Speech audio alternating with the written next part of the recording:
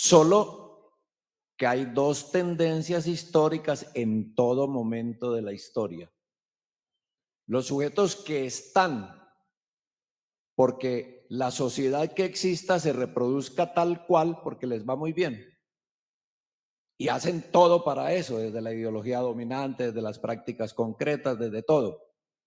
Les interesa que el mundo siga como está. Eso se llama la vieja cultura.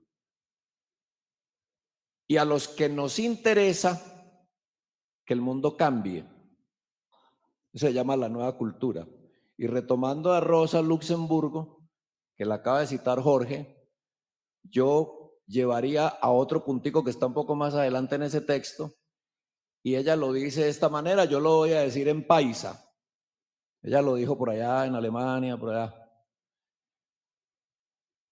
A la burguesía le interesa que el capitalismo siga.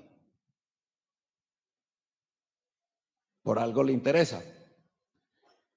Pero le interesa que mientras el capitalismo siga, voy a decir en paisa, jodernos lo más posible, porque eso depende en sus ganancias. ¿A nosotros qué nos interesa? Que el capitalismo no siga y hacemos todo por eso, pero eso es un proceso largo con muchas complicaciones. Pero que mientras siga el capitalismo nos jodan lo menos posible. Y ahí aparece una lucha que es la lucha de resistencia, donde podemos ganar cosas. Y evidentemente, en los dos últimos siglos anteriores, en el siglo XIX y en el siglo XX, se ganaron un montón de cosas. Por ejemplo, los tres ochos. Por ejemplo, la reivindicación de que podemos organizarnos sindicalmente. Antes los sindicatos no tenían ninguna, pero existían en la práctica. El Estado que dijo, venga, hagamos sindicato, pero así. Y le pusieron las normas. Pero se garantizó el derecho a la organización sindical y el derecho a la huelga y todo eso. ¿Qué son las políticas públicas? Porque ese es el segundo concepto que me parece que es importante que quede claro. Se cree que las políticas públicas es eso que dice el público de la República para que, etcétera. No, eso no son políticas públicas. Las políticas públicas son los planes concretos que desde los tanques de pensamiento, los estados, los regímenes políticos y las fuerzas del imperialismo, subrayo, hacen cuando se precipita la crisis para salir de la crisis. Y estamos en una crisis, en esto tenemos unos debates, pero la crisis económica, política, social, etcétera, tendía a desconocerse y después la tuvieron que reconocer. Sí existe. La tal crisis sí existe. Y entonces, ¿qué crisis tenemos? Entonces, algunos creen que la crisis en la que estamos es la inmobiliaria, ¿no? La inmobiliaria fue un momento, pero venimos en una crisis desde los años 70 y ha habido auges, caídas, vueltas a subir, pequeños auges, etcétera. Y estamos en desarrollo de esa crisis que se agudizó. Y entonces la burguesía tuvo que tomar medidas para intentar salvar al capitalismo. Eso se llaman políticas públicas.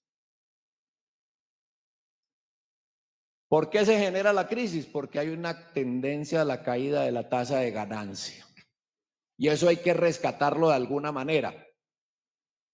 Maneras concretas, convertir los derechos en mercancías. Así de claro. Y entonces las llamaron servicios públicos. Y entonces cuando nos dijeron que la educación era un servicio público, todo el mundo dijo, ¡ay, qué bacano! Ahí está el servicio público.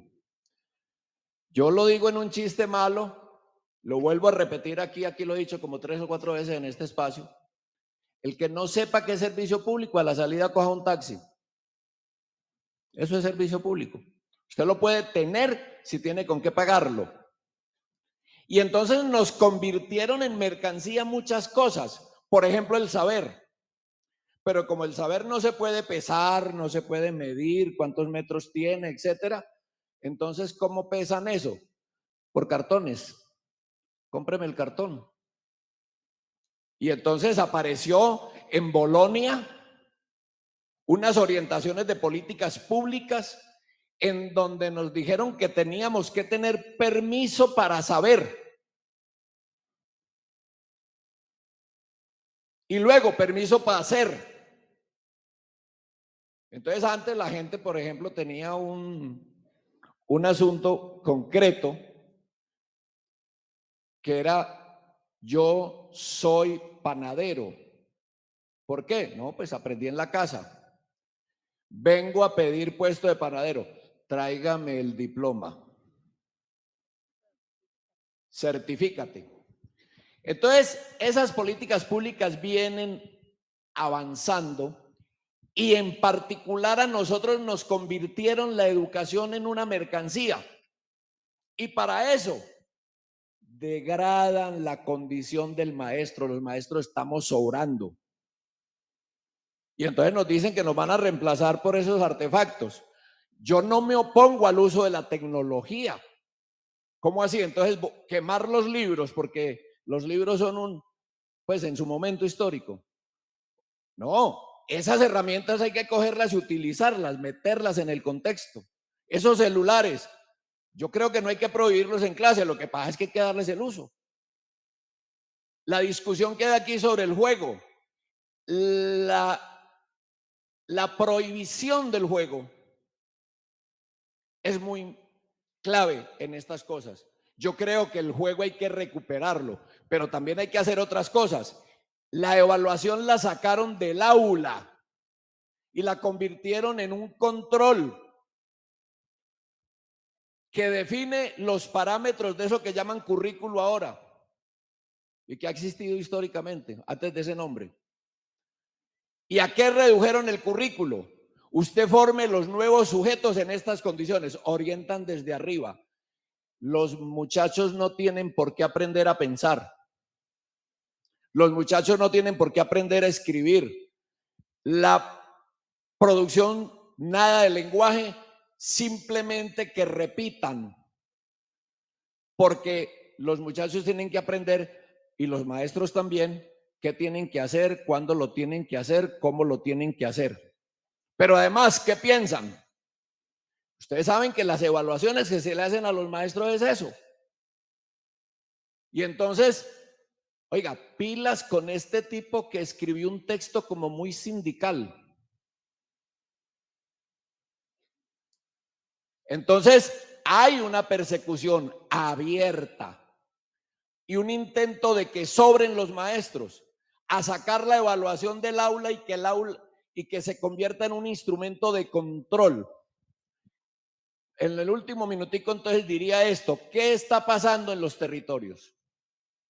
En los territorios, en los grandes territorios, todas las expresiones culturales de las etnias, de los pueblos que están viviendo allá, les están negando el saber. Pero no solamente se los están negando, se los están expropiando. Hablaba con la compañera ahorita. ¿Te paras por favor un momentico? No, lo que tiene aquí, eso. No, mire, eso muy bonito, muy lindo, pero eso es producción ¿de quién? De unas etnias. Y entonces simplemente cogieron ese saber y lo metieron ahí. Y entonces se convirtió en mercancía. Pero para nosotros, la norma APA, usted no puede pensar si no es en normas APA. Pero para nosotros, usted no puede sacar nada si no es indexado. Y entonces nos indexaron el pensamiento. Y entonces nosotros llamamos, compañeros, construyamos nuestro pensamiento y organizámonos. Porque si no pensamos y no hacemos, como decía mi abuelo, nos jodemos. Gracias.